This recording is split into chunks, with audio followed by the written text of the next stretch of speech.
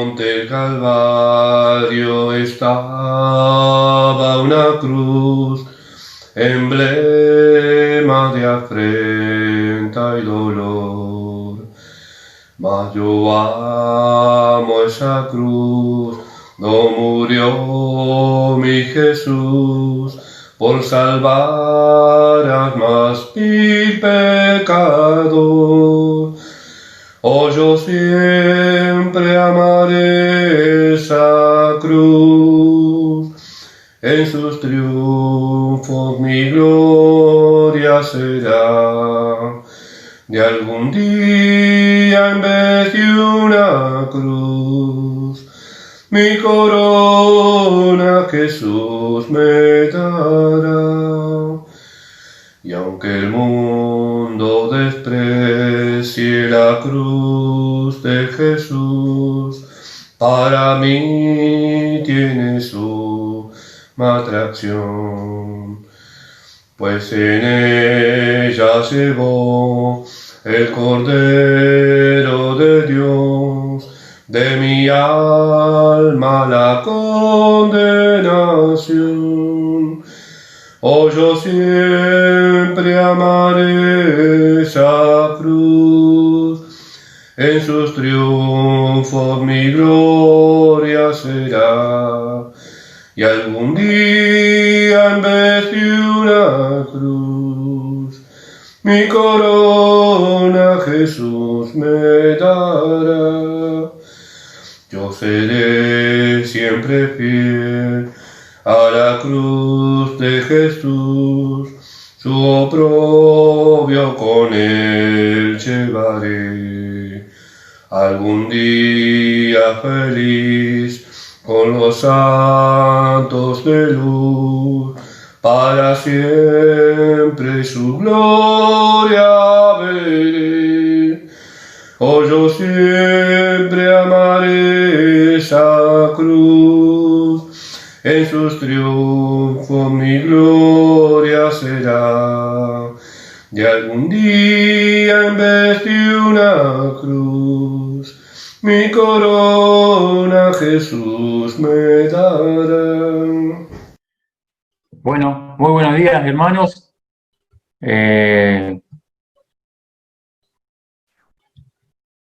Estoy contento de estar nuevamente con ustedes. Estuve en su templo, allá en Cervantes, no me acuerdo, el año pasado o el anterior. Estuve con unos amigos, con unos hermanos de Felicia, y en ese tiempo había compartido acerca de Job. Y hoy seguimos con la J. Comenzamos una serie en la iglesia, comencé una serie acerca del libro de Josué. Y la verdad es que el libro de Josué es un libro apasionante, ¿no? Porque marca una transición muy importante del pueblo de Israel. Antes de eso quiero contarles una anécdota. Un pastor, cuando fue cierta oportunidad a visitar a unos hermanos, estuvo predicando la palabra y al otro día lo invitaron a cazar. Y fueron a cazar. Y en ese lugar había animales salvajes grandes. Y se encontraron, seguramente habrá sido en África o en alguno de esos lugares, porque se encontraron con un león. Y todos tenían sus rifles y todos tiraron y el león cayó muerto. Y claro, el problema era quién lo había matado. El pastor decía, yo lo maté. Y los hermanos decían, no, no, pastor, fui yo. Y el otro más allá decía, no, no, fui yo lo tiré de aquel lado. Bueno, dice el guía, vamos a ver, yo voy a inspeccionar el león y le voy a decir quién lo mató. Entonces fue el guía, miró el león muerto, lo miró bien, lo examinó y dijo, sin duda lo mató el pastor. ¿Cómo sabe? Dice. ¿Saben por qué sé? Porque la bala le entró por un oído y le salió por el otro. No sé si ocurre alguna vez eso en la iglesia de ustedes, pero sin duda me parece que eso ocurre en todos lados, ¿no? Muchas veces la palabra entra por un oído y sale por el otro. Espero que en esta oportunidad no sea así. Ocurrió así con el pueblo de Israel. Ustedes se acuerdan, aquellos que han leído el Antiguo Testamento, el Éxodo, Levítico, Número, Deuteronomio, las veces que Moisés tuvo que enfrentarse con un pueblo que se quejaba por todo, ¿no? Que quería volverse a Egipto, que no se fijaba en la provisión que Dios le daba, sino en lo que le faltaba, ¿no? En lo que le faltaba. Ahora, vamos a ver, en primer lugar, la transición que ocurre desde Moisés a Josué. Ustedes saben que Moisés, la Biblia lo declara en Números 12 o 13, como el hombre más manso de la tierra. Ahora, hay que ser manso con un pueblo como el de Israel, ¿no? Era terrible, no era fácil manejar 2 millones de personas y conformarlos a todos. Bueno, parte del liderazgo es que nadie está conforme con las decisiones que tomamos, ¿no? A veces nunca todo el pueblo está conforme con lo que uno decide, con lo que decide el cuerpo del liderazgo me refiero. Así que esas cosas siempre ocurren en todas las iglesias. Pero quiero que leamos, antes de introducirnos al libro de Josué, en el capítulo 33 de Deuteronomio, 34 de Deuteronomio, el último capítulo de Deuteronomio. Ustedes saben que el Pentateuco, los 5 libros de la ley, o la Torá, los escribió Moisés. El último capítulo posiblemente lo haya escrito Josué, porque Moisés había muerto. Algunos dicen también que lo pudo haber escrito Moisés porque él ya sabía que iba a morir. Dios ya se lo había dicho. Es más, Dios ya le había dicho que no iba a entrar a la tierra y que Josué iba a ser el que tenía que entrar a la tierra. Y en Deuteronomio capítulo 1, Dios le dice a Moisés, anímalo porque él va a hacer pasar al pueblo a la tierra que yo le prometí. Así que en Deuteronomio 34 vamos a ver lo que dice la Biblia acerca de este hombre Moisés. En el versículo 9 del capítulo 34 de Deuteronomio dice, y Josué, hijo de Nun, fue lleno del espíritu de sabiduría porque Moisés había puesto sus manos sobre él y los hijos de Israel le obedecieron e hicieron como Jehová mandó a Moisés. Y fíjense estos 3 versículos, cómo lo escribe. Y nunca más se levantó profeta en Israel como Moisés, a quien haya conocido Jehová cara a cara. Nadie como él, en todas las señales y prodigios que Jehová le envió a hacer en tierra de Egipto a Faraón y a todos sus siervos y a toda su tierra. Y en el gran poder y en los hechos grandiosos y terribles que Moisés hizo a la vista de todo Israel. Estamos ante un hombre que claramente fue muy distinto a los demás. Un hombre que Dios usó, un hombre que tuvo 3 etapas en su vida, si ustedes recuerdan. Él estuvo 40 años sintiéndose alguien en Egipto. Y él pensó que ya podía liberar a Israel, en una de esas mata al egipcio y tiene que huir. Y se dio cuenta y pasó 40 años dándose cuenta que no era nadie, pastoreando ovejas. Ahí formó una familia, y Dios lo llama, y después pasa 40 años más dándose cuenta que, como justamente Nico leía esta mañana, al principio, que justamente no era nadie, pero en las manos de Dios él podía hacer cualquier cosa, ¿no? Así que, ¿cómo Dios preparó a este siervo para que hiciera estas cosas terribles que él hizo frente a Faraón y luego frente al pueblo de Israel? Ahora, a Josué lo vemos varias veces acompañando a Moisés. Josué era el servidor de Moisés. Josué estuvo cuando Moisés recibió las tablas de la ley en el monte Sinaí. Josué estaba a la mitad del monte. ¿Se acuerdan que como él demoraba tanto, el pueblo dijo, ¿qué pasó acá? Moisés murió. Y le dice a Aarón, vamos a hacer algo porque tu hermano no sabemos qué le pasa. Entonces se hicieron un dios, ¿se acuerdan? Un becerro de oro. Y cuando Dios escucha todo eso, obviamente él ya sabía, le dice a Moisés, bueno, el pueblo baja porque el pueblo se ubicó, se desenfrenó, y Moisés pensaba que era una fiesta, que era que era canto, pero el pueblo estaba haciendo cosas terribles. Y bueno, ahí baja, rompe las tablas. Ahí lo vemos a Josué. La segunda vez que lo vemos a Josué es contra los amalecitas. Moisés prueba a Josué de alguna manera y lo pone al frente de un ejército. Y Josué lucha con los amalecitas mientras Moisés está en el monte y Aarón y Hur le sostienen las manos, ¿se acuerdan? Y logra una batalla terrible contra los amalecitas. Luego lo vemos a Josué siempre en el tabernáculo de reunión. Cuando Moisés hablaba cara a cara con Dios, Josué estaba ahí en medio del tabernáculo. O sea, Josué siempre fue el siervo de Moisés, la sombra de Moisés. Pero ahora le tocaba ser a Josué el líder de todo este pueblo terriblemente quejoso y pecador, inconformista, ¿no? Tenían, como dijo alguien, arritmia anímica. Un día estaban bien, el otro día estaban mal. Arritmia espiritual, ¿no? No les funcionaba bien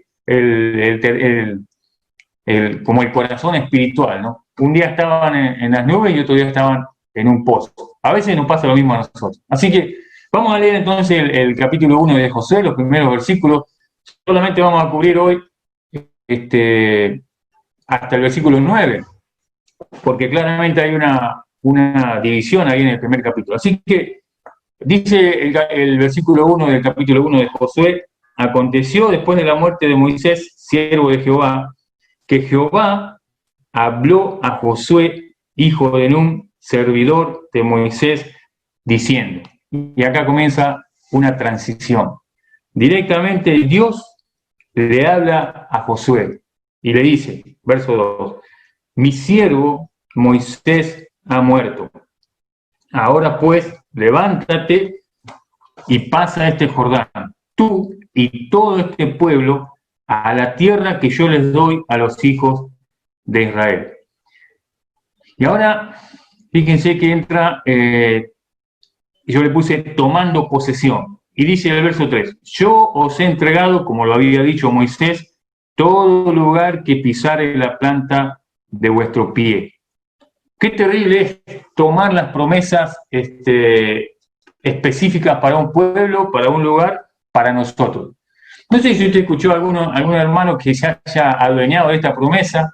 Yo conozco a uno que se adueñó de esta promesa y se mudó a otro lugar y al mes tuvo que volver porque no tenía trabajo. O sea, él dijo, Dios nos dijo que Él nos entregó todo el lugar que pise la planta de nuestro pie. Y agarró esa promesa para Él.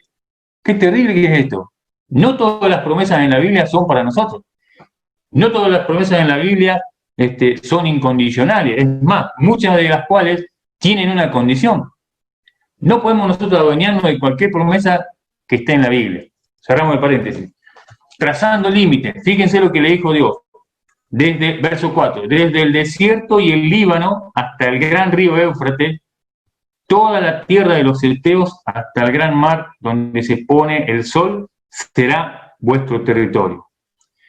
Y ahora vamos a ver tres razones, simplemente tres simples razones por las cuales Josué tenía que esforzarse, ser valiente, no temer ni desmayarse. Ahora, tres razones. Ahora, ¿qué significa? Antes de ver las razones, tenemos que entender qué significa esforzarse y ser valiente. Bueno, no es muy difícil de entender. Esforzarse significa continuar hacia adelante.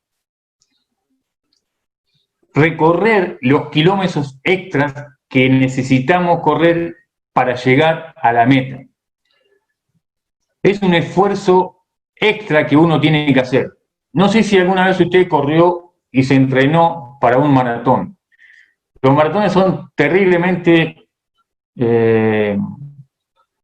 son terribles porque exigen lo máximo de cada uno. Supongan que tengan que correr un maratón de 40 kilómetros. Nunca lo haría yo y nunca lo hice ni lo volvería a hacer, digo. Pero el entrenamiento es terrible. Y cuando uno no da más, sinceramente, cuando el cuerpo no da más, solamente la mirada puesta en la meta, la concientización de que uno entrenó para llegar a esa meta, lo hace llegar a esa meta. La mente es la que actúa en ese momento donde el cuerpo no da más. Por ejemplo, muchas veces personas que naufragaron y que tienen que salvarse, y la única manera de salvarse es llegar a algún pedazo de madera o algo que nos ayude a flotar, porque saben que no van a llegar a la orilla sin eso. Lo único que los salva es la concientización de que tienen que llegar a ese lugar, de que tienen que llegar a eso que los pueda salvar. O sea, en palabras de Jesús, Jesús dijo en el Sermón del Monte, si alguien te pide que le lleve la carga 1 milla, ve con él 2. O sea, esforzarnos, esforzarte. Alguien dijo que las personas, los hombres y las mujeres que tienen éxito, son aquellos que hacen las cosas que la gente común no quiere hacer. La gente común se conforma con poco, pero la persona que tiene éxito, tanto en el plano laboral como en el plano espiritual, no se conforma con poco, se esfuerza, corre el kilómetro extra, corre, se esfuerza a pesar de que el cuerpo no quiere. Nosotros, dice Pablo, que tenemos una lucha entre el cuerpo y el espíritu. Y es fácil ceder al pecado, ¿no es cierto? A la inmundicia del pecado. Es difícil enfrentarse con las tentaciones, pero más difícil es enfrentarse con las consecuencias de esos pecados. Por más difícil que sea la tentación que uno tiene que soportar, lo más difícil es enfrentarse y soportar las consecuencias de ceder a esa tentación. Por eso Pablo dice que hay una lucha constante en Romanos 7 entre el hombre natural y el hombre espiritual, ¿no? La carne quiere hacer una cosa, pero el espíritu quiere hacer otra.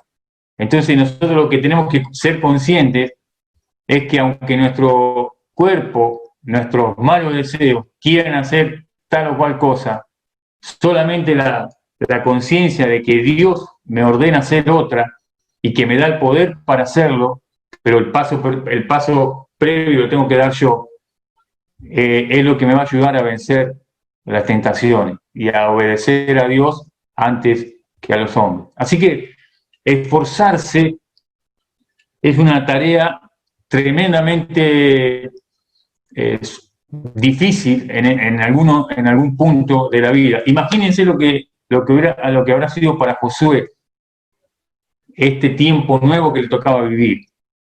Porque si bien fue difícil sacar al pueblo de Israel de Egipto, porque Faraón era un hombre orgulloso terriblemente y endureció su corazón y no dejó salir al pueblo hasta que todos los primeros hijos murieron.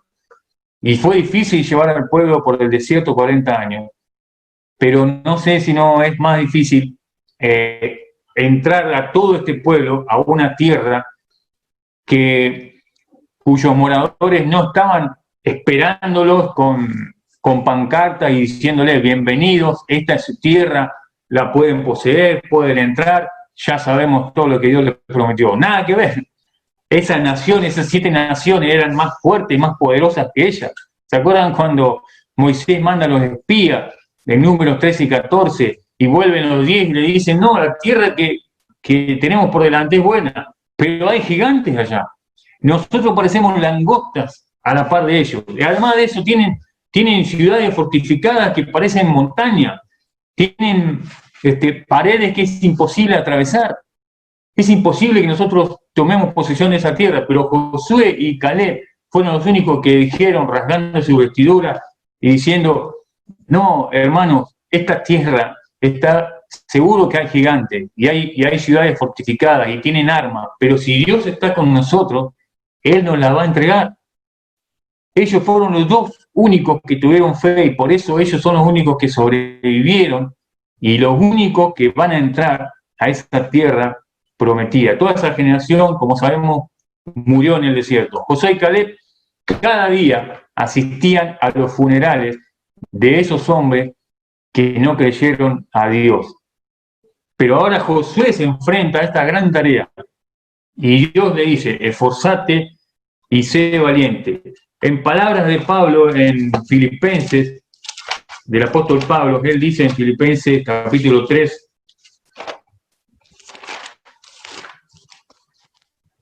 versos 13 y 14, él dice así, hablando, el contexto habla de que Pablo estima todo por basura por el amor de Cristo, y el verso 10 dice que él quiere conocerle, quiere conocer el poder de su resurrección, participar de sus padecimientos, llegar a ser semejante a él en su muerte, de alguna manera llegase a la resurrección entre los muertos. Y dice Pablo, no que lo haya alcanzado ya, ni que ya sea perfecto, sino que prosigo por ver si logro hacer aquello para lo cual fui también nacido por Cristo Jesús. Hermano, dice él, yo mismo no pretendo haberlo ya alcanzado, pero una cosa hago, olvidando ciertamente lo que queda atrás y extendiéndome a lo que está delante, prosigo a la meta, al premio del supremo llamamiento de Dios en Cristo Jesús. Pablo no miraba lo que queda atrás, sino que se extendía a lo que está delante. Y eso es lo que tenía que hacer Josué, extenderse a lo que le venía por delante. Entonces, yo te puedo preguntar, Dios llamó a Josué, ¿no es cierto? Ahora, cada uno de nosotros tiene un llamado de Dios. Algunos tienen un llamado específico, ¿no? Algunos Dios los llama a ser misioneros, a trabajar tiempo completo en la obra.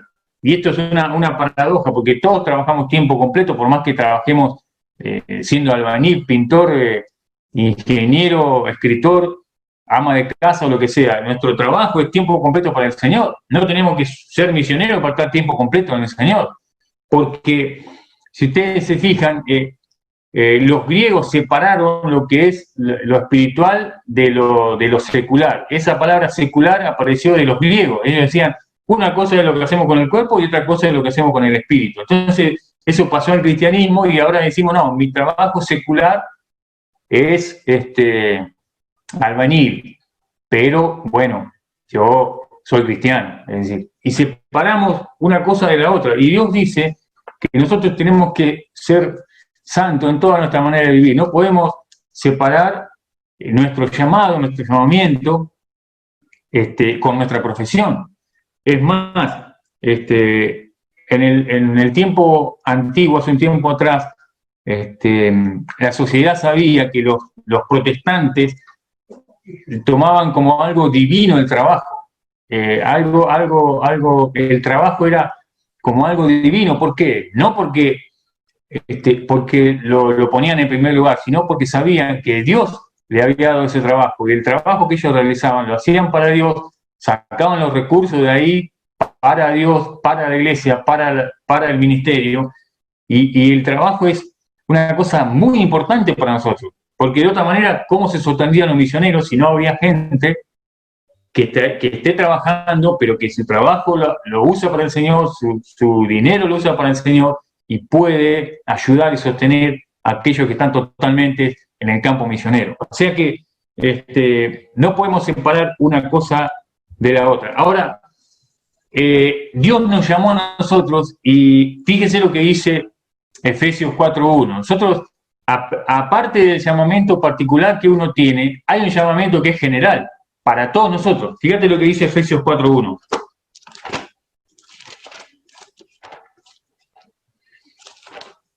No vamos a hablar mucho de este tema para no extendernos, pero dice, el apóstol Pablo dice, yo pues preso en el Señor, les ruego que anden como es digno de la vocación con que fuisteis llamados. Esta palabra vocación es la misma que llamamiento. ¿Qué dice Pablo? Anden como es digno del llamamiento con que fueron llamados. ¿Y cuáles son las características del llamamiento? ¿Cómo tenemos que andar? Hay muchas cosas, pero fíjate lo que dice este pasaje en particular. Verso 2. Con toda humildad y mansedumbre. Humildad, mansedumbre, pacientemente, dice, soportando con paciencia los unos a los otros en amor. O sea, humildad, mansedumbre, paciencia, amor. Y el verso 3, solícitos en guardar la unidad del espíritu en el vínculo de la paz. Solícitos en guardar la unidad. O sea que parte de nuestro llamamiento, Dios nos llama primero a ser humildes.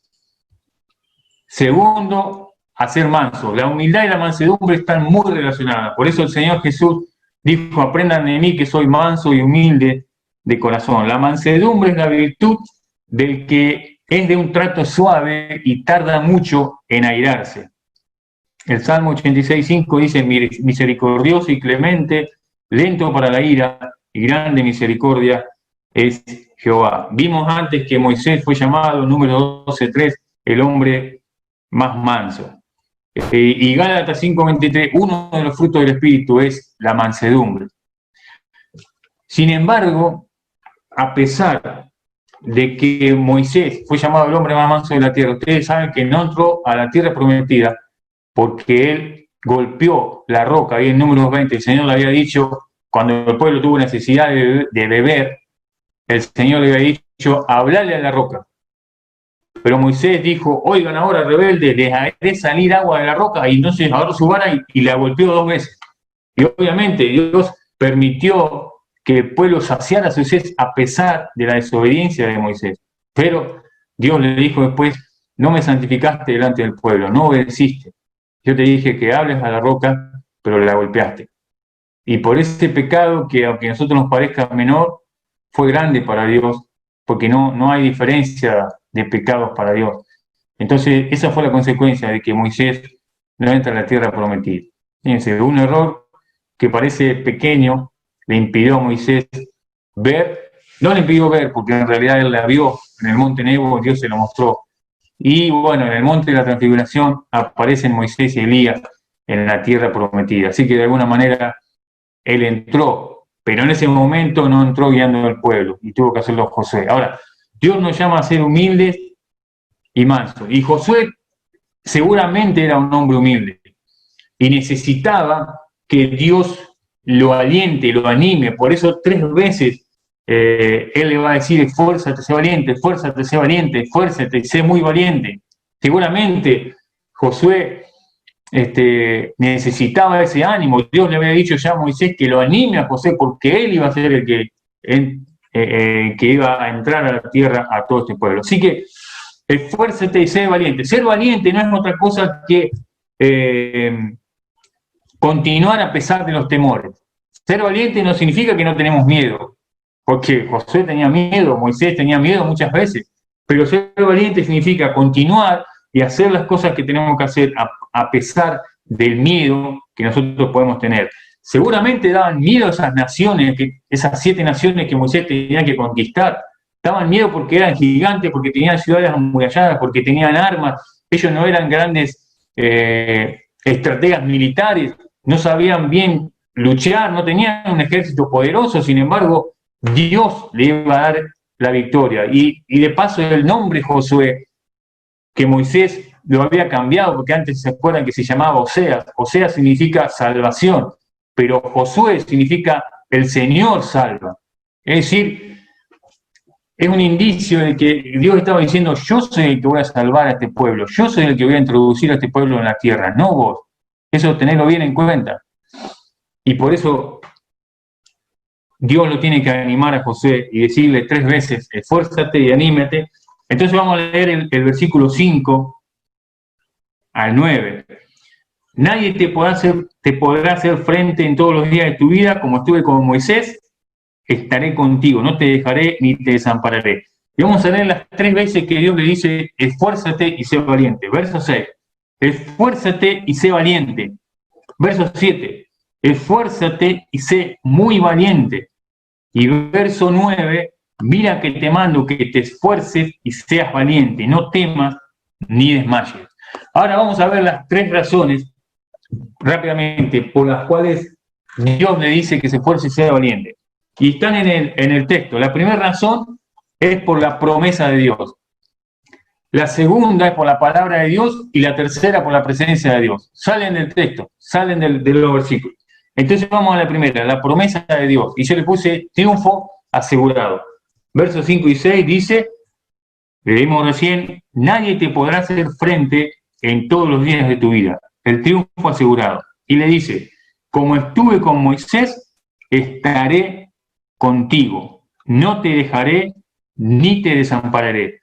Verso 6 dice, esfuérzate y sé valiente, porque tú repartirás a este pueblo por heredad la tierra de la cual juré a sus padres que la daría. Es decir, Dios había prometido que le iba a dar esa tierra. Dios le dice a Josué, vos la vas a repartir, porque esa tierra yo se la juré a tus padres. Voy a estar con vos, nadie te va a poder hacer frente. Es decir, el triunfo está asegurado. Pero ¿qué pasaba? Él tenía que ingresar a la tierra, tenía que luchar. Saben que el libro de Josué se relaciona mucho con el libro de Efesios, porque nos habla de lucha, una lucha actual. Y si bien Josué tenía una lucha que también era espiritual, pero era más carnal en el sentido de que tenía que invadir esas ciudades, matar a los habitantes, y nosotros, dice Efesios, que no tenemos lucha contra sangre y contra carne, pero tenemos una lucha mucho más terrible que es contra principados, contra potestades, contra los gobernadores, dice Pablo, de las tinieblas de este siglo, contra huestes espirituales de maldad en las regiones celestes. El diablo está trabajando, como sabemos, todo el tiempo y él no descansa. Nosotros no podemos tomarnos descanso, no podemos dejar de esforzarnos y ser valientes para hacer lo que Dios nos ha mandado a hacer, sea el llamado que tengamos, pero el llamado general que tenemos es ser humilde, mantener la unidad, amarnos, soportarnos y avanzar en esta guerra espiritual que estamos librando, ¿no? Entonces, la primera razón por la cual esforzarse y ser valiente es la promesa de Dios. Y Dios le dice, recordá, Josué, recordá que como estuve con Moisés, voy a estar con vos. Ahora nosotros, Dios nos dice, recordá la fidelidad pasada de Dios. Y si nosotros nos ponemos a recordar, ciertamente Dios fue fiel en cada etapa de nuestra vida. Yo no sé las situaciones que cada uno de ustedes vivió, a las cuales se enfrentó, y de los cuales viste o vio la manera de obrar de Dios de una manera sobrenatural, ¿no? Todos tenemos esa experiencia.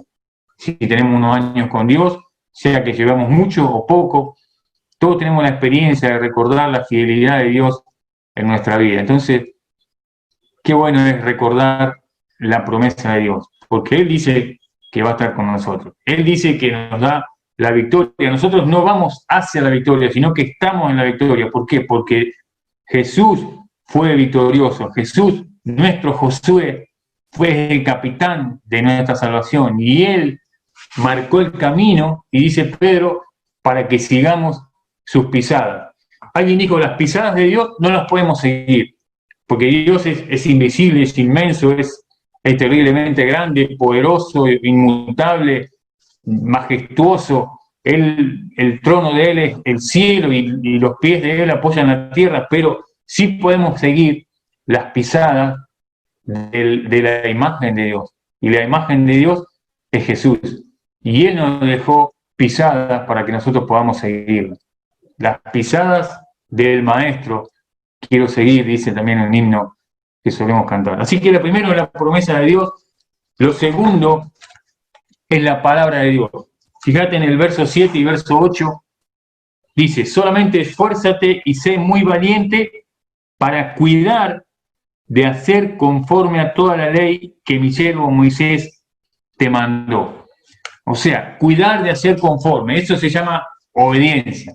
Verso 7a, obedecer la palabra. A veces nos gusta obedecer lo que nosotros nos cae bien, ¿no? No nos gusta obedecer toda la palabra, pero Dios le dice a Josué, esta ley, y él no tenía toda esta Biblia, él tenía solamente los primeros 5 libros recién escritos, él tenía toda la ley, y dice Dios, esto va a ser tu guía, vas a tener que obedecerla, pero no solamente obedecerla, dice el verso 7 al final, no te apartes de ella, ni a diestra ni a siniestra, para que seas prosperado en todo lo que emprendas. No te apartes de ella ni a diestra ni a siniestra. Eso significa la exclusividad de la Biblia. La exclusividad de la Biblia frente a todas las otras filosofías humanas y pensamientos humanistas que podamos nosotros escuchar y aprender. La exclusividad de la palabra de Dios.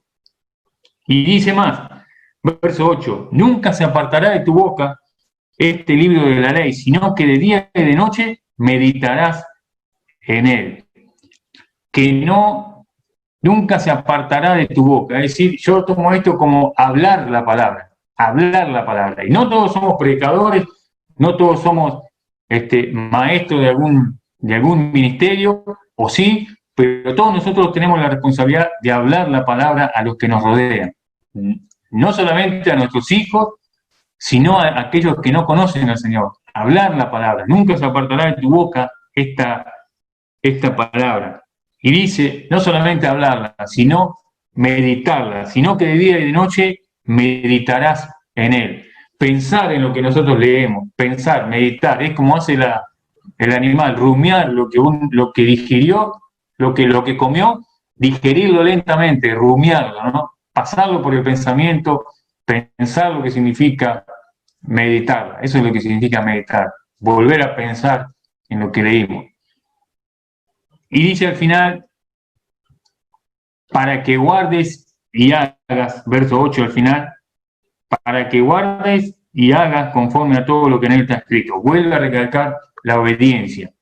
La obediencia al principio y la obediencia al final. Entre medio, la exclusividad de la Biblia, hablarla, meditarla y otra vez obedecerla.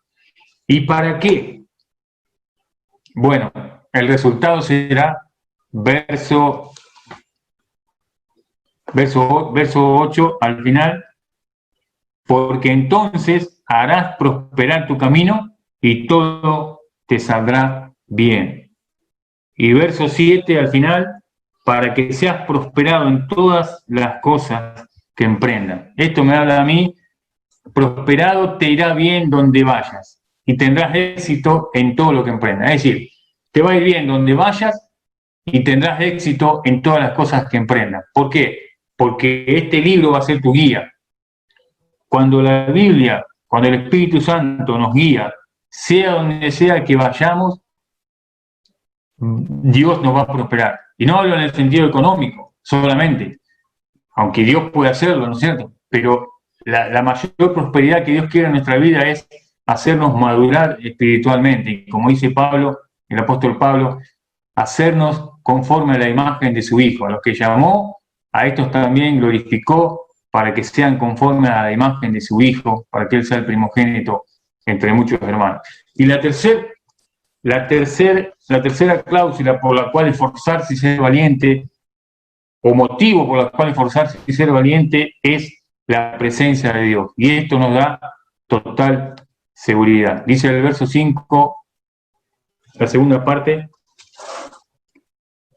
como estuve con Moisés, estaré contigo, no te dejaré ni te desampararé. Y el verso 9 al final, mira que te mando que te esfuerces y seas valiente, y no temas ni desmayes, porque Jehová tu Dios estará contigo en donde quiera que vaya. La presencia de Dios era para Josué una seguridad tremenda. Él se daba cuenta de que como Dios le estaba prometiendo que como estuvo con Moisés, iba a estar con él. Imagínate el ánimo que habrá recibido Josué en ese tiempo, saber que él iba a tener un trabajo terrible, guiar a este pueblo a pasar, a conquistar esa tierra, pero la garantía de él era que Dios iba a estar con él. ¿Qué no haríamos nosotros si sabemos que Dios está con nosotros donde vayamos y en las cosas que tengamos que hacer? Él está con nosotros. Él dice en Mateo 28 que Él tiene toda autoridad en el cielo y en la tierra. Y entonces nos dice, vayan y hagan discípulos. Pero no es nuestra habilidad, nuestra elocuencia, nuestra educación, nuestra inteligencia, nuestra fluidez de palabra lo que va a hacer que Dios obre, sino Él mismo, su presencia con nosotros. Él está con nosotros. Él dice, no te dejaré ni te desampararé. Y aunque vengan pruebas, aunque vengan dificultades, aunque venga persecución, no sabemos lo que va a pasar en el mundo, ¿no es cierto? Pero de alguna manera todo esto va cambiando. Pero aunque venga lo que venga, Dios nunca va a desamparar a su pueblo. Él está con nosotros, Él está en control de todas las cosas. Esa es la garantía maravillosa que tenemos nosotros, que tenía Josué, que tuvo Josué en ese tiempo y que tenemos nosotros en el día de hoy. Así que, hermanos, ojalá que esto sea para ustedes como lo que fue para mí en este periodo de transición también de transición en este tiempo que estamos viviendo, ¿no? Transición. Nosotros esperamos la segunda venida de Cristo y alguien dijo que se viene la segunda venida de la iglesia. ¿Por qué? Porque la iglesia tiene que volver, no solamente a reunirse, sino a tomar conciencia de los tiempos que estamos viviendo. Y cada uno de nosotros somos responsables de vivir la vida que Dios tiene para nosotros. Canaán no es el cielo, porque en el cielo no va a haber lucha, no va a haber guerra, no va a haber esfuerzo, no va a haber todo ese tipo de cosas. Canaán es la tierra que Dios, de bendición, que Dios prometió para cada uno de nosotros. No sé en qué tierra estás viviendo o está viviendo usted. Si está viviendo todavía en el desierto, dando vueltas en el desierto, tomando decisiones equivocadas, quejándose por lo que le falta y no viendo lo que le espera. Pero nosotros tenemos una tierra que conquistar. Esa tierra la conquistamos no con nuestra fuerza, sino con la fuerza, con la promesa, con la palabra, con la presencia y con la promesa de Dios. Así que, hermanos, gracias por la invitación. Ojalá que haya sido un ánimo para ustedes. Y quiero terminar con una oración antes de darle lugar a Nico. Oramos. Te damos gracias, Señor, por este tiempo hermoso que podemos disfrutar. Gracias por tu palabra, por el ánimo que ella nos brinda. Gracias porque nos hace despertar de alguna manera y ver que estamos en un periodo diferente, pero tal vez nuestra vida también esté en un periodo de transición, en un periodo de necesidad de ánimo, y saber que tú estás con nosotros, que tenemos tus promesas y que tenemos tu palabra. Y con todo eso, Señor, podemos nosotros luchar, podemos ganar, no con nuestra fuerza, no con nuestra inteligencia, sino con todo lo que tú nos das, Señor. Por tu Espíritu, Señor, haz que esta palabra sea de bendición, como lo fue para mí, para mis hermanos, Señor, de cada uno de los que están escuchando en este momento, y tú bendiga a su familia, bendiga sus vidas, bendiga, Señor, sus proyectos, sus planes, que ellos puedan estar enfocados en tu voluntad, Señor, en hacer lo que tú quieres, en hacer prosperar tu camino, Señor, y bueno, ver como consecuencia las bendiciones que tú traes, Señor, a nuestra vida cuando tratamos de hacer las cosas que vos querés. Gracias, Señor, por este tiempo. Bendice a la iglesia, bendice a las autoridades, bendice a cada uno de los hermanos, y nos quedamos en tus manos agradecidos y te alabamos, te bendecimos en el nombre del Señor Jesús. Amén.